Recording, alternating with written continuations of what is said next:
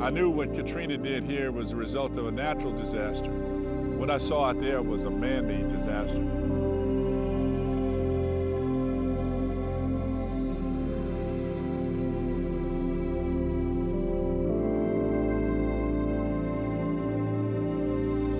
Katrina gave the government ammunition to tear down something that they had been planning for years and years to get rid of, which is public housing. In the aftermath of the Katrina catastrophe, I think that a city looks at itself almost like an individual in a time of trauma. You say, am I leading the life I'm supposed to lead? Right now we've got 52% unemployment as it relates to African American males, right? But we're experiencing an economic boom. The mayor and too many of our business people wanted a market-based recovery, and that's what we got. We should have fought for a community-based recovery. People, when they think of New Orleans, they would just think that like we are a beacon, like just everything is just great here. But it's not. What we have to look at is the refusal to acknowledge race and the absolutely race-silent or race-averse approach to a lot of the way that the city and the federal government approach this. They see the Mardi Gras, they look at the French quarters, all these things are truly happening. It has come back, but for the local people are not back. The local people are being pushed out of work, pushed out of housing, pushed into poverty.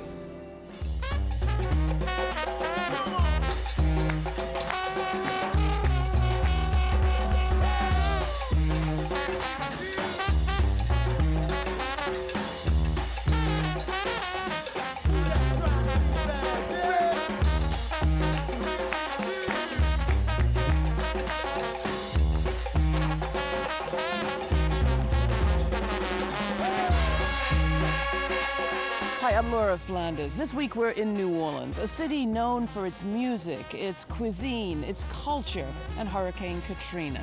10 years ago, 80% of this city was underwater. Since then, $71 billion in federal money has been spent. But has every opportunity been seized to bring back not just the place, but its people, so they're stronger and healthier than before? That's our question this week on The Laura Flanders Show. Well, we're standing here in the Ninth Ward, and 85% of it is still vacant. Lieutenant General Russell Honoré, a Louisiana native, had just returned from Iraq when Katrina made landfall, and he was put in charge of the military rescue and relief efforts. The problem was people in the city needed to be evacuated, and there were people going in places to get food and water. But when somebody saw an aberrant person walking out of a store sometime with a 52-inch TV on his back in waist-deep water, that became the shot of the day for national and international news, because the story became then about looting. And my job became put the guns down. These people need evacuation. They don't need guns pointed at them. Weapons down, damn it! The devastation of New Orleans after Hurricane Katrina also revealed a corrupt and deadly criminal justice system. Every time I've been looking at the news for like the last couple of months, the more insulted and the more pissed off that I become as I look at the police driving through our neighborhoods and making this make-believe line that this the line that I cannot cross. I went to Bywater a couple of weeks ago. I grew up in the Ninth Ward. I'm talking about I'm an alien in the neighborhood that I grew up in before Katrina. Stand with Dignity is an organization of low-income black workers fighting for economic and racial justice. The police that's in uniform have this pre-existing idea that a black life or black rice or black.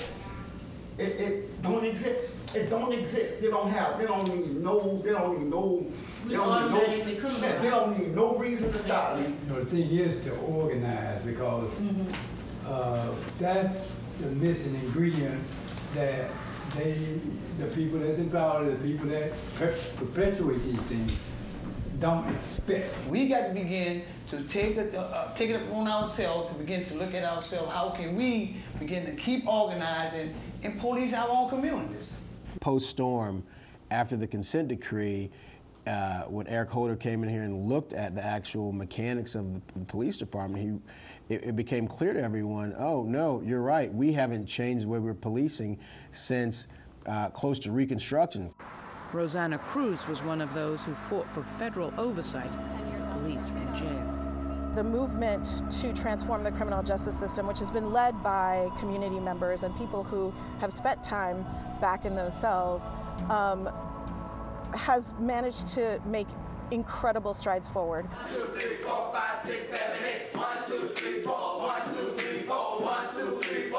1, 2, 3, 4. 1, 2, 3, 4. 1, 2, 1, 2. Milan Sherry helped write guidelines for the New Orleans Police Department aimed at preventing profiling of LGBT youth of color. We have a large rate of homeless LGBT, particularly trans youth.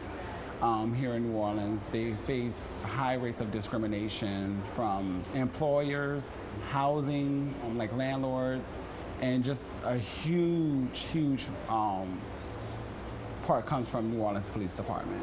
Police officers, vice crime officers, were targeting transgender individuals, members of the LGBTQ community, and accusing them or arresting them or stopping them to talk to them about whether or not prostitution was going on or what was going on. When in fact, the person was coming from classes at Delgado. At one point in time, it was like walking while transgender was a crime in New Orleans.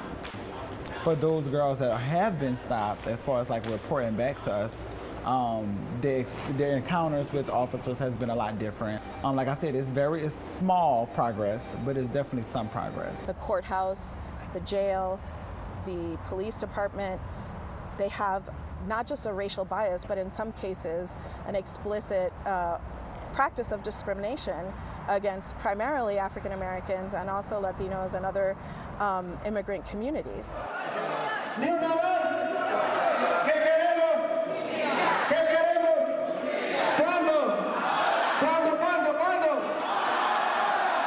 The Congress of Day Laborers, founded in 2006, has over 400 active members. They fight for economic justice and an end to police profiling. Fuera la mina de Luisiana. Bueno, compañeros, como siguiente punto, vamos a discutir ahorita algo sobre nuestro enemigo en común. Ay, dijo por ahí, ay. ¿Cuáles son los problemas que enfrenta la comunidad todos los días? Redadas. The fight that actually exists and the fight that I actually grew up in is that like these Latinos or these Mexicans are coming there to steal our work. That's not the real fight. And we work together to show, like to prove that, to understand the story as to who are oppressing us, who is locking black workers out of work, and who is taking Latino workers into work and exploiting them. ¿Cómo es que esto funciona? ¿Verdad? Vemos que ICE no trabajan ellos solos. Siempre dependen de otras agencias para hacer el trabajo sucio de ellos. Entonces, ahorita queremos hacer una dinámica para que veamos más o menos cómo es que esto funciona.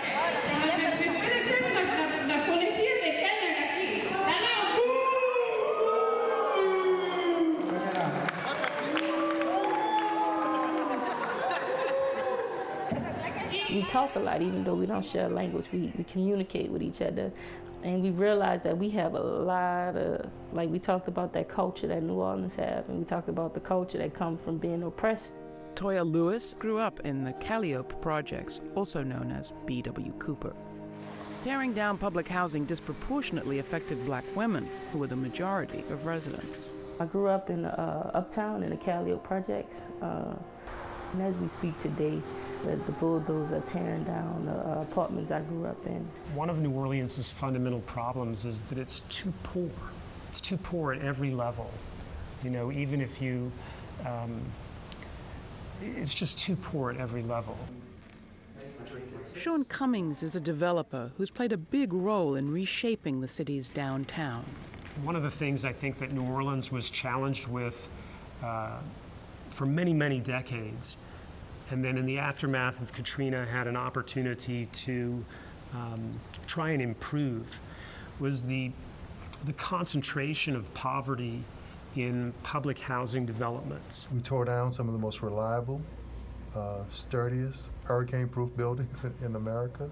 Oliver Thomas was city council president in the years after Katrina, and he joined a unanimous vote to tear the housing down. We fell for HUD and the federal government's lie about one-for-one replacement and about using the money to uplift working class and poor people. That still hasn't happened 10 years later. Coming up here in the Calio project, it was a village. Coming up, we had gardens, we had, people were close-knitted. I've realized now how important community was back then, especially considering that it does not exist no more. And now they have makeshift buildings, Lego buildings, like walls that's already in place, just pick it up and push it up there and snap them together. And that's what people are living in now. And they pretty. Like they look good, they pretty, but they not worth shit. Hundreds of millions of dollars, much of it from the federal government, was spent to tear down public housing and build these so-called mixed-income residences.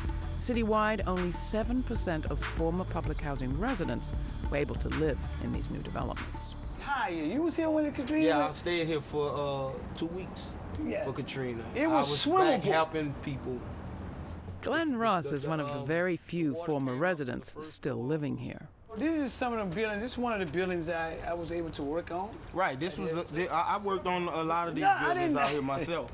I just framed it. The framework that you see is my framing, but this part wasn't done by me. Yep. It was a lot of cheap material. They saved it, and you know, if you want to count on the look is great, but the safeness, I can't give you a great answer on the strength that these places have. Are you afraid living in here? Yes. I'm afraid if Katrina come back. Because Katrina, these places can't take what those places took. You know, I mean, it's a difference because it's bricks, but it's just not sturdy enough. You know, it's not safe. Alfred Marshall, a former resident, has been fighting for his community to get jobs in the reconstruction. We had a lot of contractors come in and make those commitments and don't stick to their commitments. Hey, I'm just a small guy. Randy Silliman is the contractor overseeing the job. You know, Randy, 39% of the children here in New Orleans are living in poverty. You know, the income gap, and that ain't right. People that's in control need to share the wealth. You know, I know plenty of people making $10 an hour right now and can't pay their bills. $10 an hour and won't pay the bills. That's money, so why the locals are not being involved in the process of bringing New Orleans back or bringing Louisiana back?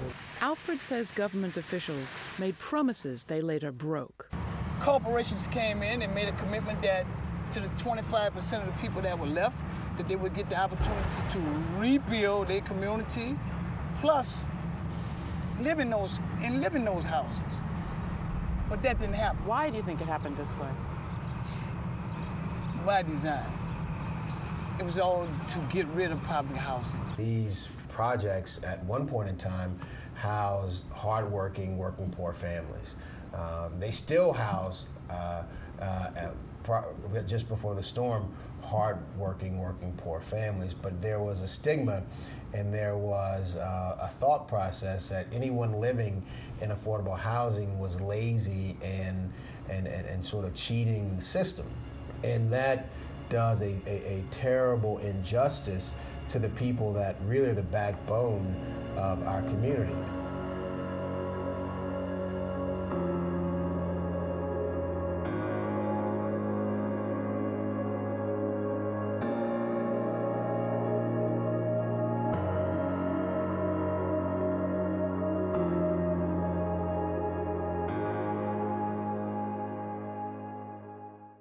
Our major industry is tourism, hospitality, restaurants, hotels, motels, and the folks who are working those jobs in the kitchen, making up the beds, cooking the food.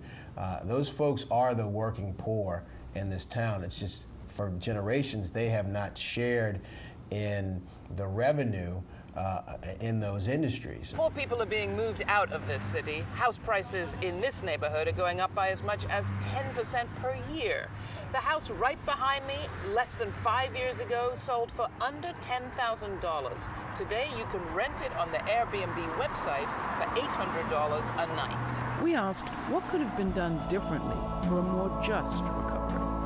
Spoken word artist Asia Rainey founded the Oya Market as a collective project for Black financial independence.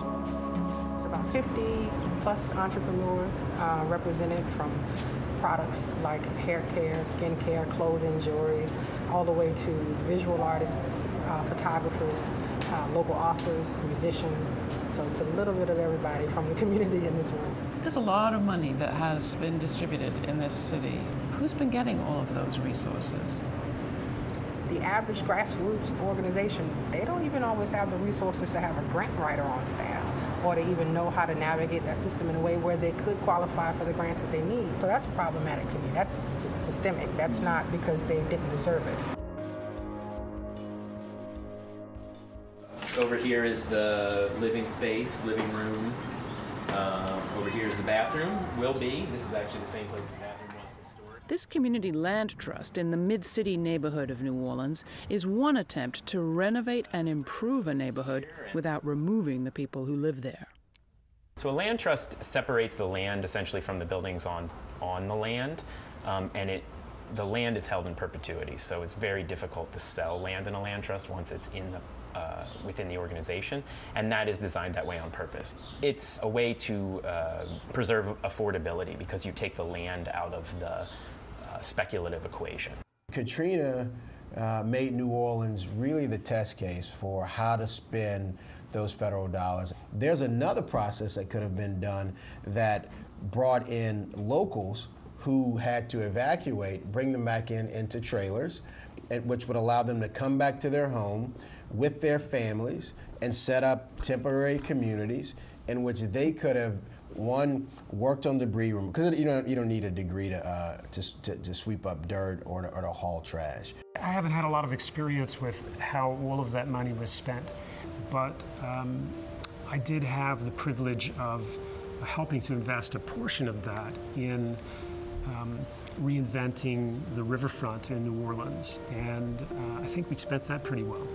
I think the city's brand has been extended worldwide, even more deeply into the consciousness of people than it had been before.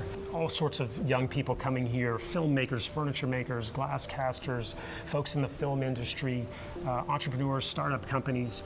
They want to live in these historic neighborhoods, often on the Mississippi River. A certain amount of gentrification, I think, is actually healthy for New Orleans. And now the population is spread out and eliminated a lot of blight and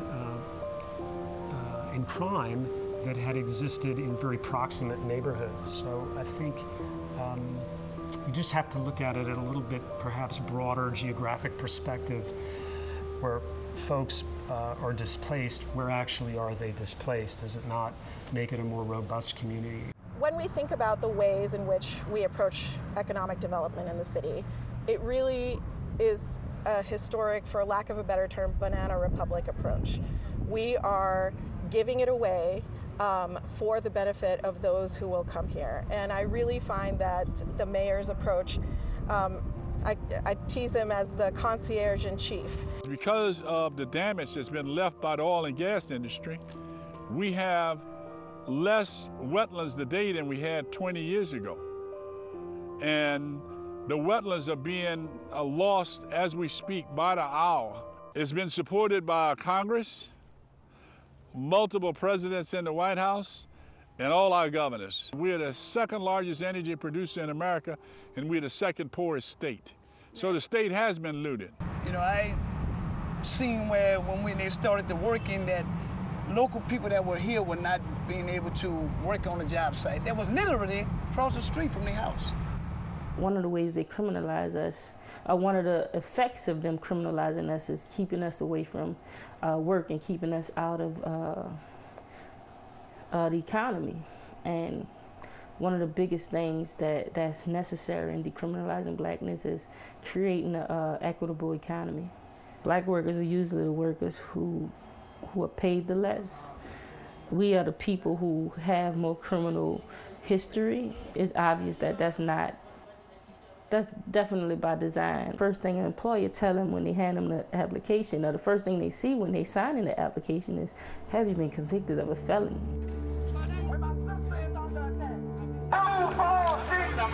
Who do we appreciate? All the men, all the women, all the men, Organizing looked different in New Orleans before. More older black people trying to get their communities together. There wasn't no Ford foundations putting money in their pockets for them to do that. And they didn't have 501c3s. So, you know, they did it the way they knew how. They raised the money the way they knew how, and they did what they could do for their community.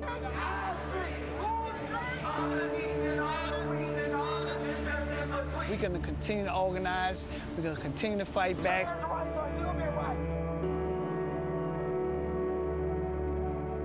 But it was our job to fix the city and make it even better than it was before so that folks might wish to come back.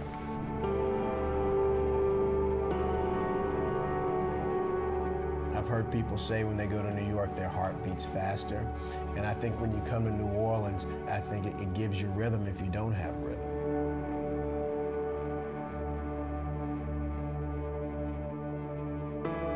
Folks think that gumbo and red beans and rice is created in some restaurant in the French Quarter somewhere. No. If folks in the lower Ninth Ward or on the West Bank or in these little neighborhoods, some grandmother's kitchen, weren't making those recipes, that stuff wouldn't exist. Period.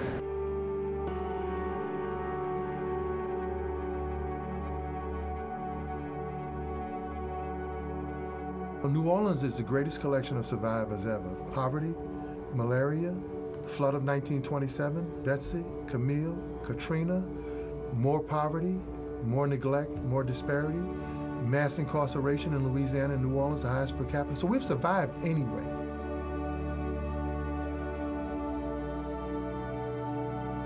I think that the people who are trying to